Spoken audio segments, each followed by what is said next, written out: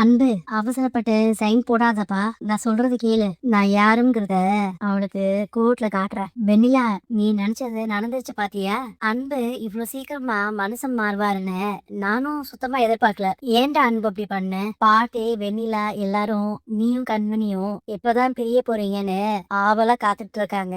அவங்கள சந்தோஷப்படுத்துற மாதிரி இப்படி பண்ணிட்டேன். கண்மணிய கைவிட மாட்டேன்னு நேத்து அவ்வளவு வீரவசனம் பேசினேன். இப்போ இப்படி பண்ணிருக்கேன். நான் சைன் பண்ணது உண்மை நினைச்சிட்டீங்களா?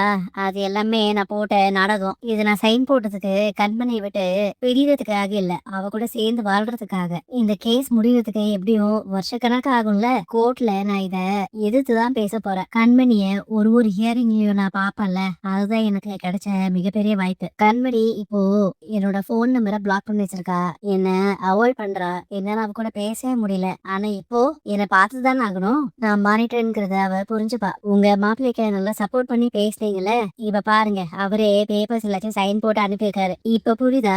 அவர்லாம் திருந்தவே மாட்டாரு. நீ பெரிய தப்பு பண்ணிட்ட கண்மணி. உனக்கு இது இப்ப புரியாது, ஒரு நாள் தனியா இருப்பல அப்ப புரியும். இப்போ நம்ம பண்ண வேண்டியது ஒரு நல்ல லாயரை பாக்குறது மட்டும்தான். உண்மையிலே இவர் தான் வக்கீலா? நீங்க எப்படி வக்கீலானீங்க? நான் எக்ஸாம் எழுதி பாஸ் பண்ணி தான் வக்கீல் ஆயிட்டேன். என்னென்ன இவரை நம்பி கேஸ ஒப்படைக்கலாமா? மேடம், இந்த கேஸ ரொம்ப இழுத்தடிக்காம கொஞ்சம் சீக்கிரமா முடிச்சு கொடுங்க.